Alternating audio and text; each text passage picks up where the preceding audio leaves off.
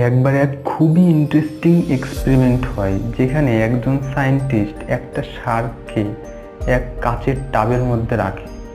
ওই শার্ক ট্যাঙ্কটাকে একবার চক্কর কেটে ভালো করে দেখে।